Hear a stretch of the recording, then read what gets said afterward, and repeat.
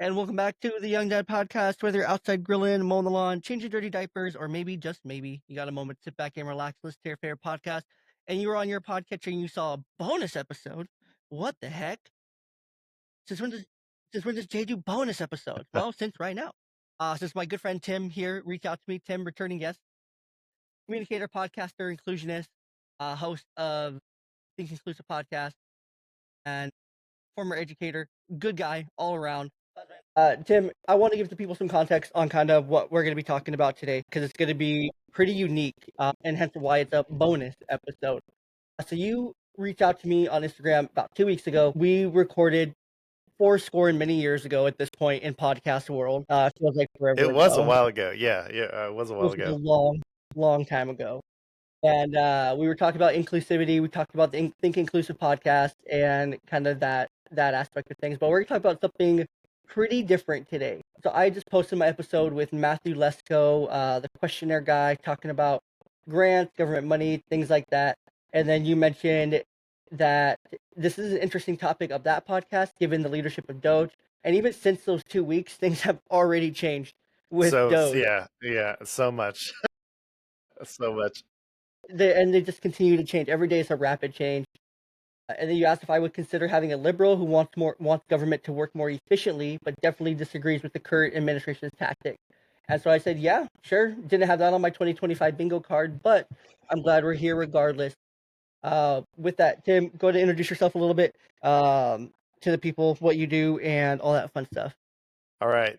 Thanks, Jay. Really appreciate you having me on. I am a podcaster. I am a communications director, by day, I guess, and produce some, lots of different audio projects. Right now, I'm just like a lot of people who are in the education world, just really concerned about what's going on at the federal level and then how that is going to impact what's happening to students with disabilities, specifically at the state level. And I'm really like the whole reason why I wanted to talk with you, Jay, is because I don't have a lot of opportunity to have open, respectful conversations with people maybe who think differently than I about the role of government in a public forum. You know, when I was in the public schools, and I taught 16 years in public schools in California, and now I live in the state of Georgia. One of the great things about working in schools is the conversations that you would have with your colleagues, in the staff, in the teacher's lounge, out waiting for the buses, after school, going in somebody's classroom or, sitting down with the principal and like, I loved having these conversations. And what was also great about public schools is the wide variety of opinions and viewpoint, within that public school. And so I am privileged to have really wonderful conversations on the Think Inclusive podcast. But more or less, more often than not, we see eye to eye on certain things, especially around inclusion. So I'm hoping for this conversation to, I don't know, provide some sort of model, right, for people to have like respectful conversations with people they, may disagree with about certain things. And I know, Jay, just from kind of following what you post on social media, I imagine you're a pretty conservative guy. I'm not going to try to put words in your mouth and label you or anything, but I would imagine that. So I think that we may be looking at things a little bit differently, so that's why I'm excited to have this conversation with you. I agree. And I'm conservative. I pretty sure I've mentioned it on one of my many podcasts who I voted for. It's no secret.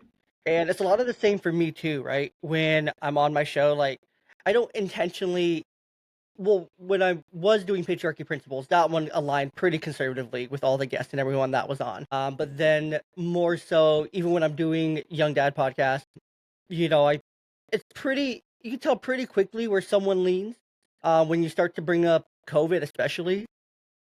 It's really interesting how that one turns things. That one opens up like some pretty good dialogue for a lot of people in a lot of different ways. So it's like, oh yeah, I'm pretty sure this person's pretty conservative, more or less. So it's good to get out of our routine. It's good to get out of our own echo chambers, and hopefully this can be yet another one of those models here on the podcast to where we have the open dialogue. If my listeners remember, I did have a 2.5 hour conversation with my man Jason Brick, host of the Safest Family on the Block, author of the Safest Family on the Block book. He's also, like yourself, a left leaning. He defines himself as a left leaning centrist. He does have a lot of conservative values just from how he was raised, but politically today in his adult life, he is a left-leaning centrist. He lives in Oregon. We're actually really not too far apart geographically, which is the crazy thing. Is we're like 3.5 hours. Him and I are 3.5 hours apart geographically, and we are like two different worlds. He's closer to Oregon, down in that area, Portland area, and then I'm up here in Southeast Washington. And so this part of Washington, we like the rest of Washington, almost outside of like 4 counties, which dominate the votes here. Outside of those 4 counties is a very red state, from light red to dark red. It's a very red state overall, but these are just the densely populated areas. Yeah. Don't, Yeah. which matter, but don't matter at the same time. And then look at him for Oregon. He's down in the dense blue area when surrounding him is all these red areas. So we're like polar opposites in that. But we had a great conversation, 2.5 hours. We talked about a bunch of different things. I would invite people to go back and listen to that show. I don't know what episode it was, but it's one of the patriarchy principle episodes back on the timeline. So I would highly recommend people go back and listen to that one because that was a really good conversation. But yeah, like you said, we may disagree, but it's okay to disagree with people, right? There's no problem. There's no issue. It's good to disagree. It's good to hear differing opinions.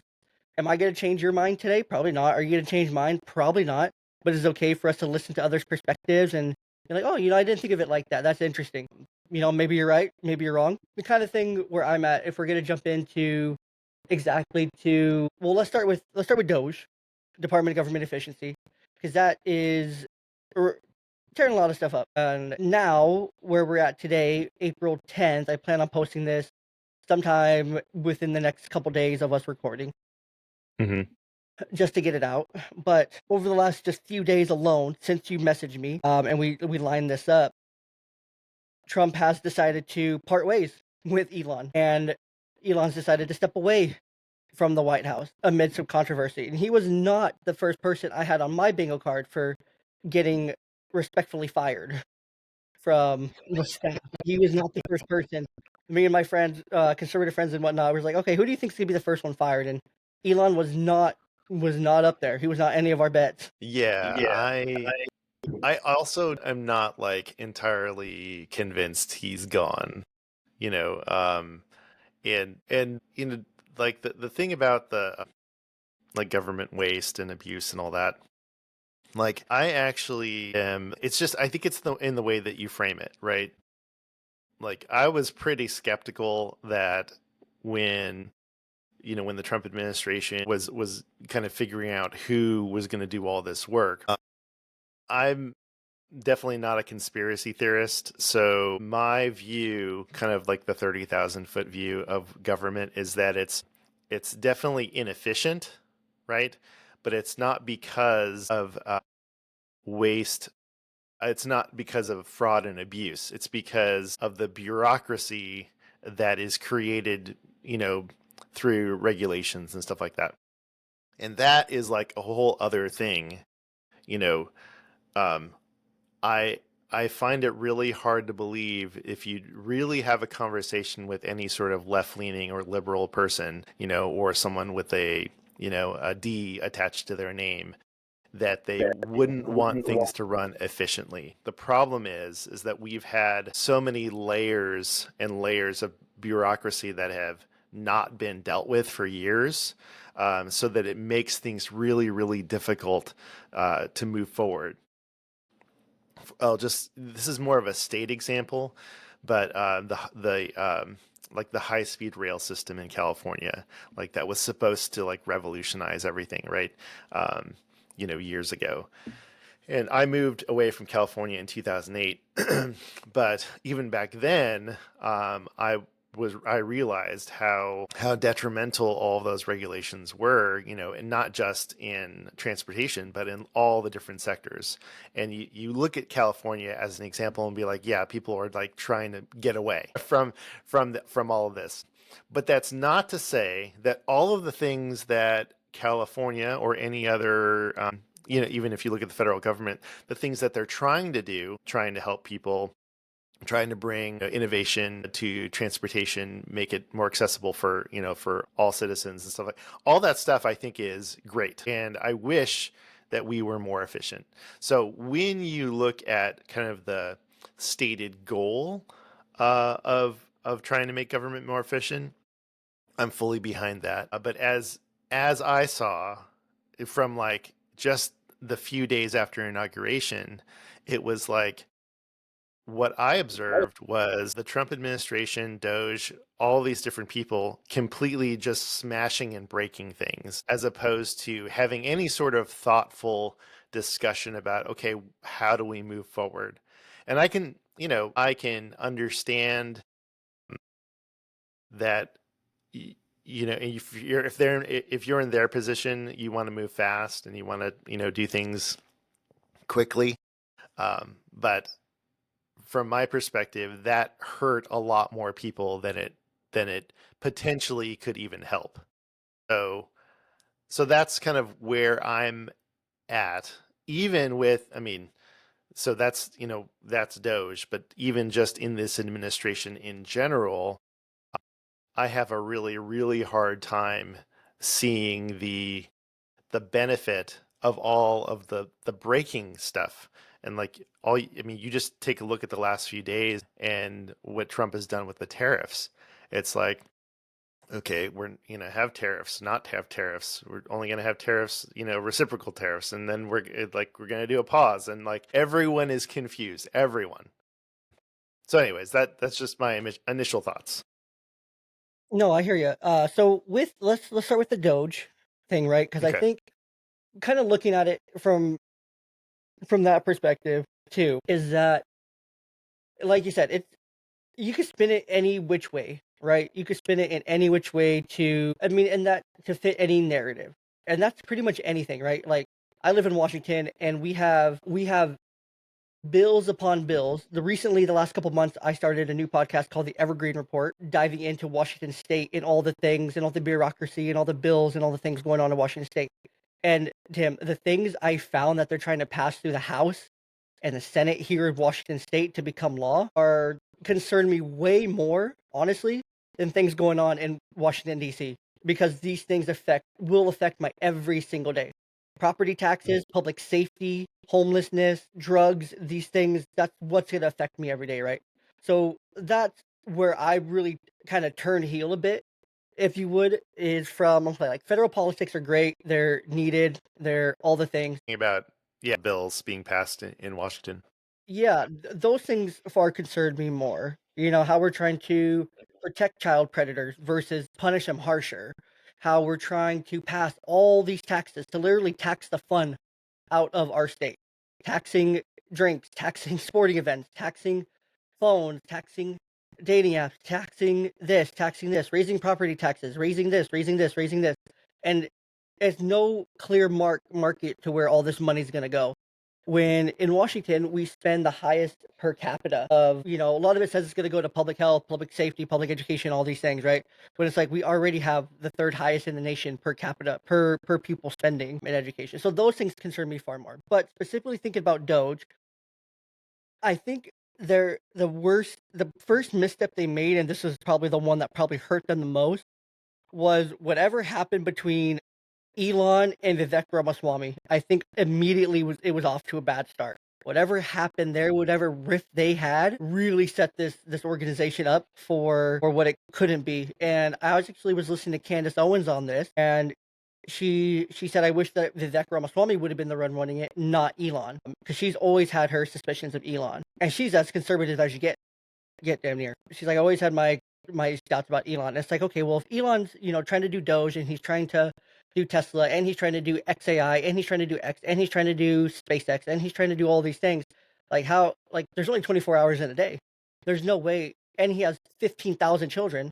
How is he how is he doing all this? And then even that, the whole Elon stuff, I think he's a genius. He's a mad genius.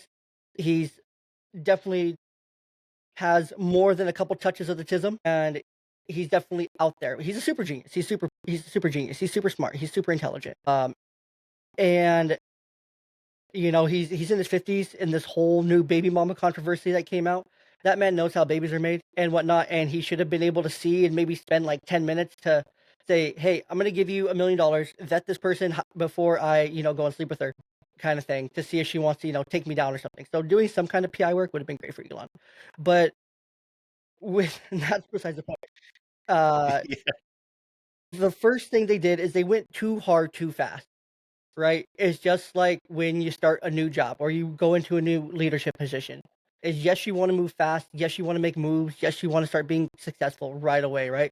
But you can go too hard too fast, and that's going to scare people. And I think this radical change, this radical shakeup, is yes, it was talked about, but no one knew what it was actually going to look like. No one knew what the actual impacts were going to be. And of course, narratives are narratives, and I think there's parts that are missed out, right? Like Social Security is going to be canceled forever. Like, no, Social Security is just being moved to a different department. Like these things that are being talked about, like the Department of Education being closed down, and we'll get to that. I want to touch on that, of course, too, because that's an unrelated Doge thing as well. Just thinking of Doge itself, I don't think people were ready for all the things to come out. And I think you're 100% right too. The bureaucracy is what has driven us to this point of needing, and I think it is a need. Obama tried this, Bush before him tried it. So presidents have tried to do this and, make government more efficient and get rid of some of the waste and some of the bureaucracy. But because of the bureaucracy, they can't. And so it took something this massive and this explosive to kind of explode it and, expose all the things going on. Because, USAID, my thoughts on that is like, I don't even understand why we're in other countries when we don't even take care of our country first. You know, But but I mean, okay, but do you understand the like surely you've heard why we are in other countries though. yeah, no, I know why. And, I am a conspiracy theorist. We'll get into some conspiracies, unlike you, but, a lot of times when we're in other countries, we're trying to establish democracy and we're trying to push Western values onto these countries, and we're trying to push our American agenda onto them and to make them like little Americas all over the world. While also that can also help build alliances, things like that, and take their resources and whatnot too. So a lot of it, I feel like a lot of it always comes down to try to take their resources, topple their government, install democracy, and then have a just another ally at the end of it. Yeah, that's a much more cynical view than I would take on USAID. And to be very honest, my focus for the last decade or so has really been on education. It has not been on all of these different government agencies. But for better or for worse, now everyone is paying attention, right?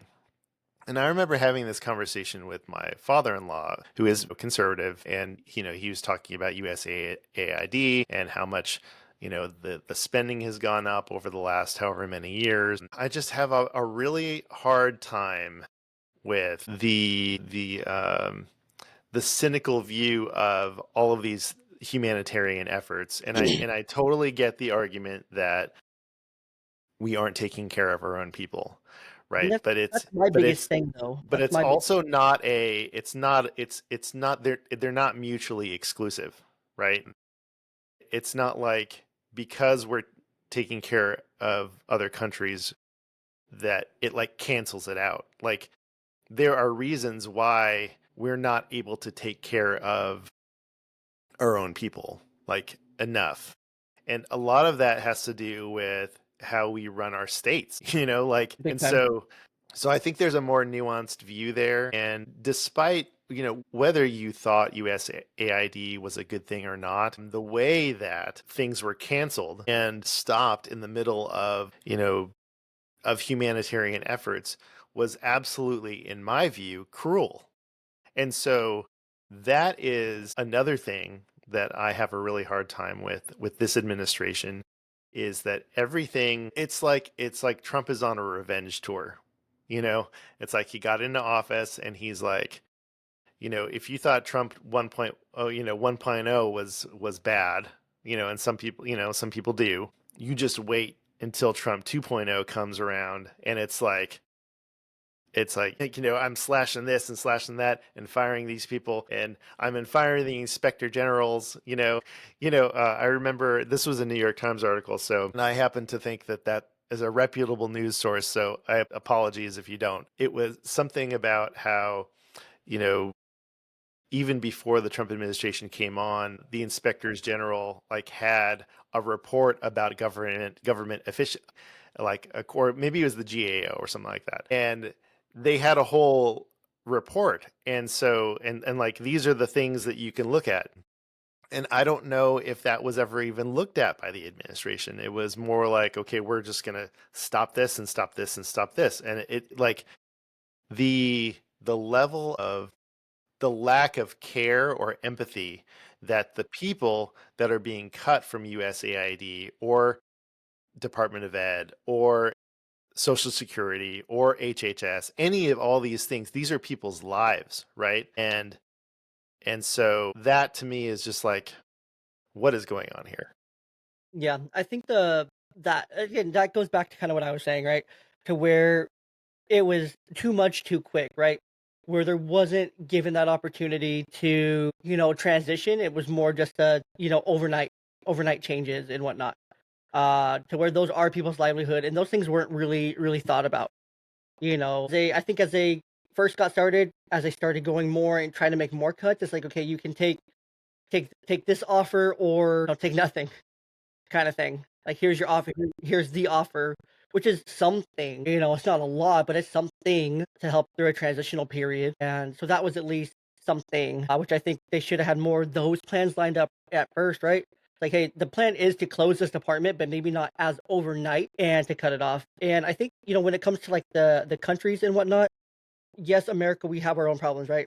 And we have 50 states that have 50 different governments that have 50 different sets of rules, which at the same time I think is it's tough because we have one country and federal law trumps state law, which just is how it is. That's just how government works.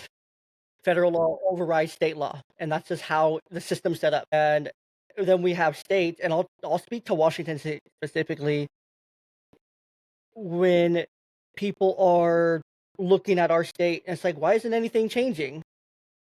It's like, well, because you're too busy worrying about all these things going on in a different time zone across the country that are at the federal level, but you're paying no attention to things going here. And so the things that your property taxes are going up, your everyday taxes are going up. We're losing businesses, we're losing jobs, where homelessness is going up, drug crisis is going up, homelessness is going up, youth mental health is getting worse. These services are, pulling out of Washington and all these things are happening. And it's getting more expensive to go to a Mariners game, getting more expensive to go to concerts, getting more expensive to do all these things, because you're just sitting on your focus is over here when it needs to be right here. So that's I think one of the biggest issues that is across the nation is that people on both sides I think will look and be like, well, look at all the stuff happening at the federal level. Let's all focus our attention on that. And like you said, for better or worse, everyone's paying attention to that now. But for better or worse, everyone should also, log on to their find their local, whatever party, Democratic Party, Republican Party, whichever, and see what the heck's going on during their current legislation sessions right now, and see what Absolutely. bills are getting passed. Because I'm telling you, here in Washington State, parental rights are getting stripped away, absolutely stripped away. Like last year, they passed a parental bill of rights. This year, they've already passed a House bill and a Senate bill to pretty much dismantle the parental bill of rights. Take parents out of the kids' lives. Take them out of their choices for their children. Not communicate with them from the school perspective, and much more in those bills. One of the House bill itself ended up in a like 6 hours debate that went until 2 o'clock in the morning one night, and it had like 30,000 people still watching it at 2 a.m. Wow. And it was crazy. That bill still ended up passing, and it was a Democratic sponsored bill. It's a Democrat bill. They want to dismantle the parental bill of rights, and you're not a Washington State Democrat, so you're fine. You're not included. Washington State Democrats are the worst of, or some of the worst. And Well, in yeah, and actually, I'm not a Democrat. Actually, I don't. In Georgia, you don't have and to, you have to like choose a party. yeah, you don't have to affiliate with a party. And so in California, I was actually a registered Republican, and then which you don't know this. I grew up much more conservative. So I grew up in Los Angeles, and I was like, reading Rush Limbaugh, Michael Savage, Michael Medved, Dennis Prager. Like I listened to all of that talk radio stuff, like Hugh Hewitt. Like that was my worldview. And so all the way through college, so growing up in Southern California, which is, for the most part, a very liberal part of the state. And I didn't become quote unquote liberal or progressive until I moved to Georgia, because I think a lot of how we view our worldview, it really it depends on our just experience, right? My experience growing up in California was that liberalism and progressivism caused a lot of things to work, like not to not work, and so it was things were too slow, things, you know who knows what money was being spent on.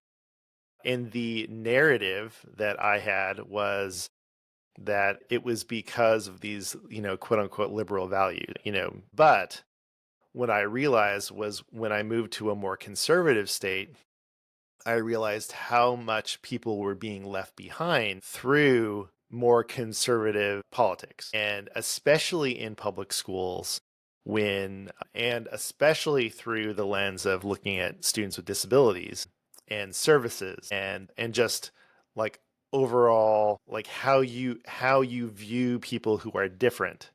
And so that was the shift for me. So once I started to see and live in a different context, that's when I changed. That's when my politics changed, and that's when my values changed.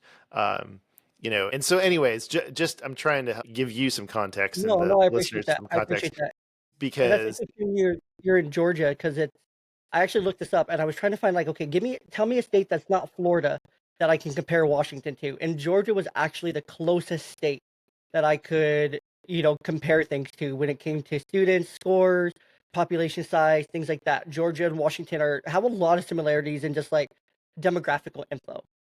that's interesting. Yeah, I had never heard that before, but it makes sense because we do have a lot of rural areas. No, Yeah. that was just my own research, and going through it and trying to compare a bunch of different stats and whatnot. And it was just like Florida was, of course, top one because of size and everything. But then Georgia was just like number two or number three, and almost everything else I was looking up, like scores, education, public safety. It was just like very comparable, but Hmm. as a red state. And it was just something that was really interesting. But no, that's some interesting background, some interesting context there. But kind of back to Doge here. I think it went too hard, too fast. I agree with you. There wasn't a lot of like empathy and a lot of like thought to it. I think at first it was more like let's get in and let's just f stuff up.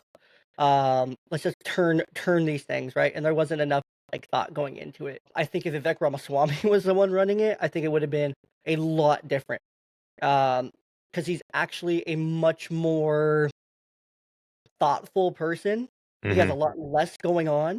He would have given it the time and the care it needed to actually work long term. I think the way that Elon went about it, I don't think it's going to last. I think these agencies will open back up someday, unless the buildings are flattened. They'll just build new ones. I don't think we need as many three-letter agencies and all these agencies as we have.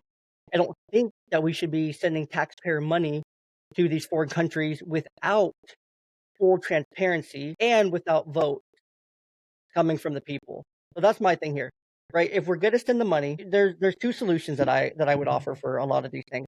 Is one, you tell us where it's going, what it's going for, and you let us vote on it if we're okay with that kind of thing. Or every year on your taxes, you elect on your federal taxes, you elect where you might want your money to go to. If Tim, if you want your money to go to Botswana for um let's just give an example, a classic example that was pushed in the media a lot.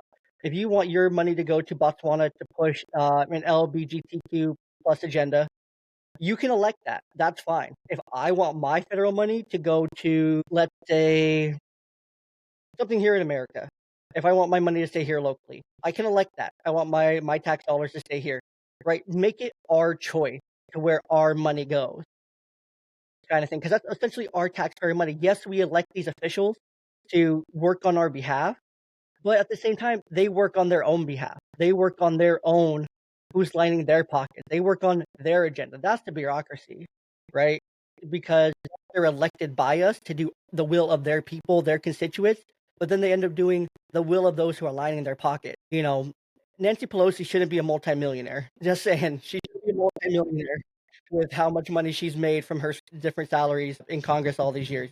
She shouldn't be a multimillionaire, but yet she is. She's one of the richest Yeah. Congress people there is. And so it's interesting to see that level of bureaucracy and where the money comes from. And then they do the will of those who pay the highest bidder. They do the will of the highest bidder, not the will of the people.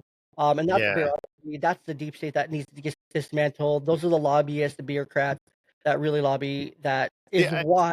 I have a question for you. So I want to first acknowledge what you said about the having a choice on where your taxes go, and I think that that is a really interesting idea. I don't think I've heard that necessarily put it quite like that, so I think that that is worth explore.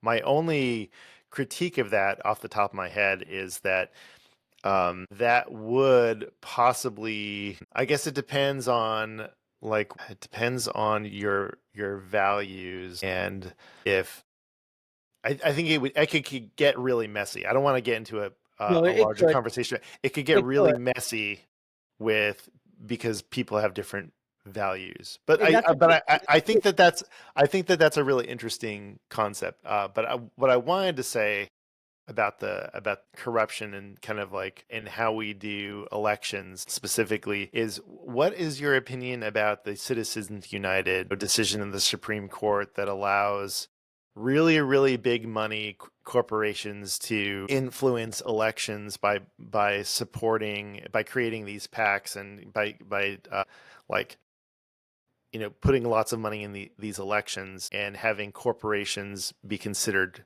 like people. Like that I feel like is a really big problem, and it's what we saw in Wisconsin with Elon Musk trying to basically buy votes. yeah, That's my yeah, view. yeah, that's what it was. That's 100% what it Yeah, was, and that backfired really bad.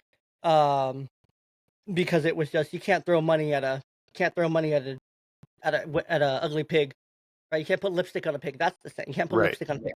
right. I think that's a lot of what it was there. I Both sides do it. Both sides do it. I mean, it shouldn't happen at all, though, in No, my no, opinion. You know, no. I don't think it. I don't think it should happen, but it happens at all levels of government. It happens in local government. Like there's a prime example. There's the congresswoman here in Washington State who's the main sponsor of the rent control bill. She was going from House to Senate. So we have a rent control bill that would cap property taxes. It's a whole rent control bill. It's a whole thing. It's House Bill 1217 here in Washington State. You can look it up on ledge.wa.gov. Just type in 1217. It'll pull up the rent control. She is the main sponsor of it because when she was a representative in the House, they did a last minute vote to push this through the legislative session. She was still part of the House. The next day, she becomes part of the Senate. So that was already kind of weird, right? But it goes deeper than that. She was also paid $400,000 by an organization to sponsor that rent control bill. So that's where she could accept the money. And then she goes to Senate the very next day. So then essentially she gets 2 votes on the same bill. So double well, the vote. that's weird. Yeah, Wow. right? That's Yeah. weird to continue the process. So it happens even at local levels. But people don't, if I tell the average person here in Washington about that, they'll be like, huh? That didn't happen. I'm like, no, it did. I'm telling Right. you. And then I tell people about the crazy stuff, like my coworkers and stuff. I'm like, do you want to be taxed on when you go and buy a new phone? They're like, what? A new tax on me buying a phone? I'm like, yeah, for every device, smart device you spend, that's smart TV, smart phone, smart tablet, smart watch, smart everything, because everything's a smart device, right? They're going to tax you $2 extra on all those devices. And then they're going to put that into a fund, a new fund, which new funds are never a good idea because you never know what's going to actually happen with that money. It's almost worse than going to a general fund But this new fund would go to supporting, like, I don't remember the exact name of it, but it was one of those like technology inclusion, kind of one of those funds that has like the fancy name on it kind of thing to make it sound like it's going to do good. But ultimately, there's no like plans for what that fund is going to actually do. It's just what it's supposed to do in theory. That's the problem with new funds is that, okay, it's supposed to go to this fund and this is what it's supposed to do in theory, but it's $2 on every single smart device that you could buy. And I tell people that and they're like, whoa, what? I don't want to pay $2 extra. It's already expensive enough. Kind of thing. So people miss that. But when it comes to like those big corporations being treated the same, I don't think your donors should then become part of your cabinet. I think that was a big mistake on Trump's end, as we see Yeah, now. Like, yes, yeah. Elon could do all the things. He could promote Trump. He could be pro-Trump. All the things. That's fine. If that's his money and he wants to spend it, I think if that's your money and that's how you want to spend it, fine, go ahead. If you want to spend it on buying votes, or if you just want to silently donate it and then make it so Kamala has $1 billion campaign, but then still runs a negative deficit at the end of it, that's your choice. But it's the same concept, just one's public and one's private. It's on both sides, fueling that. And it shouldn't happen. It shouldn't be as big of a thing as it is. It should actually come from grassroots. It should actually come from the people funding those campaigns. But if you want to donate, that's fine. But that's just a donation. It should be no strings attached. Like there's no strings attached to the donation. But it happens at every level of government. Everything in Washington D.C. Congressmen. I mean, look at Nancy Pelosi. How does she have such a good read on the stock market? How does she have so much money in her bank account? And I just pick on Nancy Pelosi because it's so easy, because she's made herself like easy Yeah, target. I have no idea. I have no defense for Nancy Pelosi. Like I feel like I don't know if this is true or not, so you're gonna have to look. We can both look this up. But I believe it's either in Canada or in the UK where elections are much shorter. The election season is much shorter. It doesn't start like now for like 2028, and because campaigns they cannot be like privately funded, like everyone gets the same amount of money or something. I don't know exactly what it is, but it seems a lot fairer. And so I think you have more qualified people. I think that is one of the problems that we have in the US is that look at the people who have been elected. Donald Trump is a reality TV star, right? I think in 20, I think I see where you're going with this. And I think in 2028, we're finally going to get one of those elections for the first time in a long time. Because I think the Yeah. first time 2008, honestly, since Obama and Romney, to where we actually had two civil, qualified, middle-aged men up on the stage representing their parties that were more like Obama was at that time more left to center, even though I think he was hiding the extremeness. And I think Mitt Romney was and still is a Republican in name only, and definitely has more liberal values than the average conservative, but also has some really good conservative values just because, Which is wild though, because he's a Mormon. yeah, again, he's conservative, he's a Republican in name only, but his values only stem because of his faith, and that's where it comes from. Mormons, I used to be Mormon. Mormons are some of the fakest people out there. I'll tell you that right now. Well, I don't have any. I don't know. I don't have any sort of No, background knowledge I'll on speak Mormons. firsthand. Other, I'll speak okay, firsthand there. okay. I'll speak firsthand I'll there. take your word for it. Yeah, please. But I think in 2028 we're gonna have it's a totally open playing field on both sides, right? Because Kamala's not going to be there again. Biden's not going to be there anymore. Gavin Newsom will probably be up there for sure for the Democrats. Even Can though can I ask you a question? Like, what do you think about Pete Buttigieg? Pete Buttigieg, He's not governor. He was the transportation secretary. He was the mayor of South Bend, Indiana. I've heard the name. I'm not super familiar with his politics or anything. Okay. Um, he's one of the I feel like one of the best communicators on the Democratic side. He is Democrat. Wasn't he one of the people that they were considering for vice president to go with Kamala? Wasn't he one of the names, Yes. but he didn't want it? Yes, along with Andy Bashir's from Kentucky. Yeah, Bashir, and then the other governor, Shapiro, was another name. Yes. So I think all three of those guys, I think they'll all be in the mix. Hmm. I think there'll be some people who are, how do I say this nicely? There'll be a ticket combination that's going to be severely underqualified, but will get pushed because it fits the far left agenda, and that would be AOC and Bernie Sanders. I think they're going to get pumped up pretty good. See, I would think that you would be more. I feel like because AOC and Bernie have a more populist message, that would be more attractive to No, your. not to a conservative. No, because the AOC, I mean, they're Democrats, but I mean, AOC, I think is a puppet, for lack of better words. Like the Capitol attacks, January 6th, A puppet for who? a puppet for the far left, because she claimed that she was in the Capitol on January 6th, but she's miles away. She's miles away during the January 6th insurrection. She's miles away. But yet she claims that she was like right there and she was, affected by it. But she's miles away sitting in a different office. So Okay. how is she affected by that? She wasn't. She wasn't. So I don't and AOC she's kinda out there. She's very out there, but I don't think she would make a good presidential candidate. I think it would be more of the same that we saw with Kamala, just younger, and AOC is like, and I think already kind of pre-selecting Bernie as a running mate, I think is good for some votes, Well, but I don't Bernie ain't gonna run, know. in I my mean, opinion. he would be on the ticket with her. That's already kind of been floated as the AOC as the candidate for president, but Bernie would kind of be the VP next to her I don't know about on the that. ticket. Yeah. So that was kind of one of those crazy things. But I don't see. But that's the thing here. Like with the left, it's gonna be the same on the right. Like there'll be a lot of candidates. Like, of course, Vivek Ramaswamy is gonna probably be the governor of Ohio come 2026.